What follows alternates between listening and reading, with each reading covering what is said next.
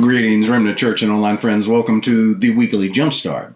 We have arrived at a moment, not a crisis, just a moment. Crises are loud.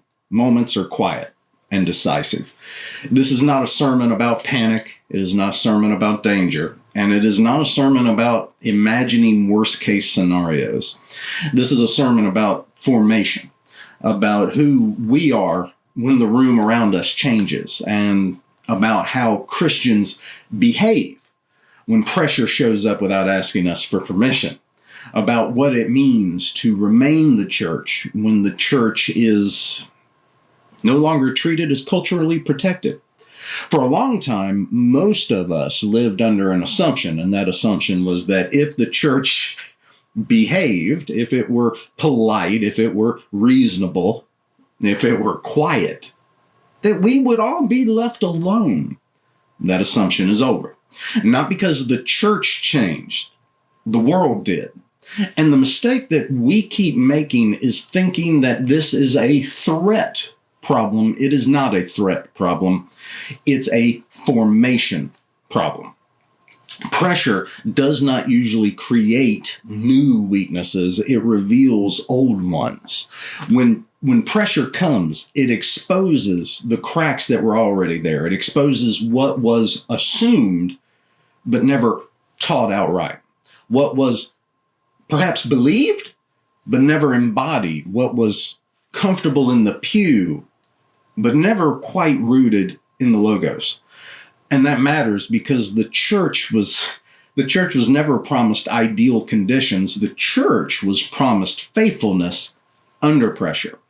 Surprise is what destroys people. Surprise creates panic. Panic creates chaos. Chaos creates regret.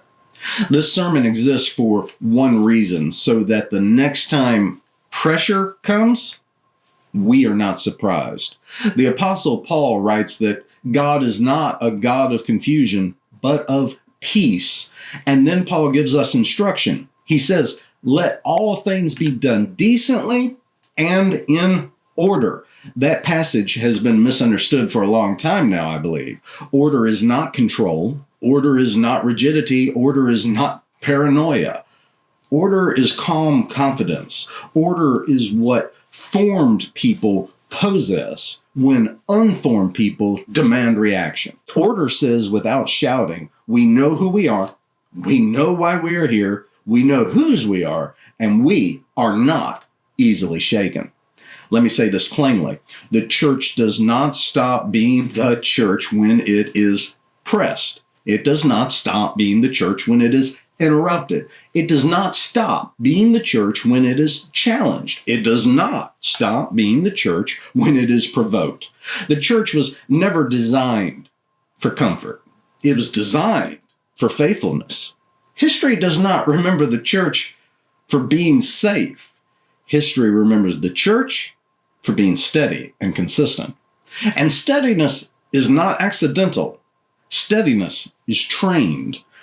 Unformed people panic. Formed people remain themselves. And remaining yourself under pressure is one of the most powerful witnesses left in the modern world. So let me be clear about what we are not becoming. We are not becoming paranoid.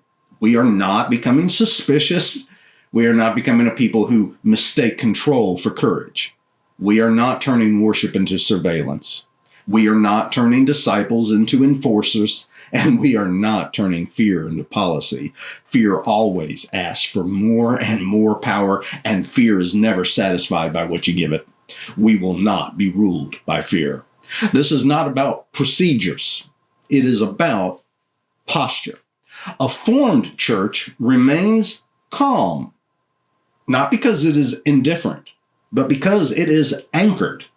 Calm is not weakness. Calm is authority. People who panic, they surrender the room. People who remain calm hold it down like a fortress. Order does not mean everyone acts. It means everyone knows when not to act. Chaos multiplies when everyone believes it's their moment, and you know what I'm talking about. Restraint is strength, and restraint is one of the most neglected of the Christian virtues. A formed church remains the church. Worship continues. Prayer continues. Truth continues. Not in defiance, not in performance, not in anger, but in quiet continuity. That is how the church has always endured. And I want to say something plainly now, and then I want to move on from it. The last few years taught the church something that it did not wish to learn. And it wasn't about disease, and it wasn't about the flu. It was about formation. Pressure did not make us something new. It revealed what we already are. We learned that many Christians had never been taught or trained how to remain steady when fear multiplied, as it does, when authority conflicts, which it does sometimes, or when clarity was costly. That realization in the moment was painful. But pain is not the enemy. Ignorance is the enemy. What matters is not that we were tested. What matters is that we listened now. This sermon exists because we learned, or I hope we did, because next time we will not be surprised.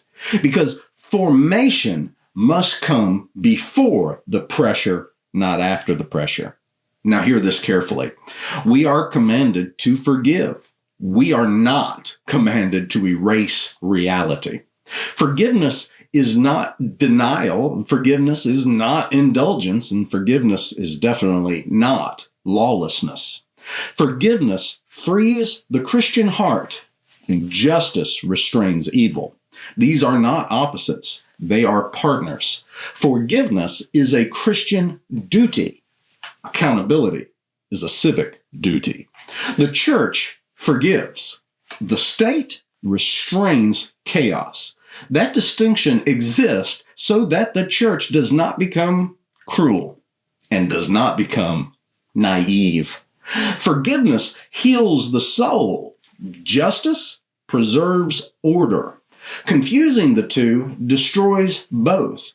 In recent days, many of you have seen events in Minnesota unfold. A public conflict spilled into a worship service. A sanctuary was entered. A line that once felt obvious to all of us was crossed. This is not a sermon about that event, and it is not a sermon about sides. It is simply a reminder that cultural pressure no longer stays where we expect it to stay. And it is also worth noting quietly, humbly, what followed after. A rule that was created for one purpose, and we all know what it was, ended up protecting something else entirely. A law designed to shield what our culture calls sacred ended up shielding what God calls holy. Scripture tells us that this happens over and over again, that those who dig pits often fall into them, and that the counsel of the wicked is turned back upon itself, that the instruments fashioned for harm become instruments of restraint. Daniel was not spared the lion's den. He was faithful inside the lion's den. And the remarkable thing about that story is not the lions. It is what happened afterward. Those who accused Daniel were thrown into the very place they believed would destroy him. Not because Daniel sought revenge, not because Daniel seized power, not because Daniel saw his moment, but because God is sovereign. And evil has a way of collapsing under its own weight. That is not irony for us to celebrate. It is providence for us to recognize. God does not need us to bend the rules. He does not need us to repay evil with evil. He does not need us to become something else entirely to survive. Sometimes he simply allows the rules that men create to reveal what they were always capable of protecting. And sometimes he lets the lion's den expose the lions. There is one more thing that matters, and it matters deeply. The children are watching us. The younger generations are watching. Maybe only one, for all I know. This I do know. One is enough. They are learning what Christianity looks like when it cost us something.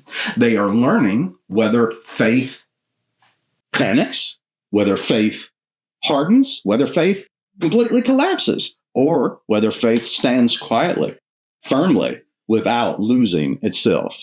Long after details are forgotten, posture remains. That memory will either anchor them or it will haunt them. We have learned not everything, but enough. Enough to know that assumptions are not preparations, enough to know that fear is a poor guide, and enough to know that formation must come before the test. This time, we are not surprised. This time, we are steadier. This time, we know who we are. We are not promised comfort. We are not promised approval. We're not even promised a quiet evening. But we are promised this: you are the light of the world. Light does not negotiate with darkness. Light does not panic at darkness. Light simply stands. So if the world walks in here confused, you and I remain clear. If it walks in here angry, you and I remain composed. If it walks in here demanding that we become something else, we will not. We will remain calm. We will remain ordered, faithful, and unbroken, not because we are powerful, but because Christ is present with us.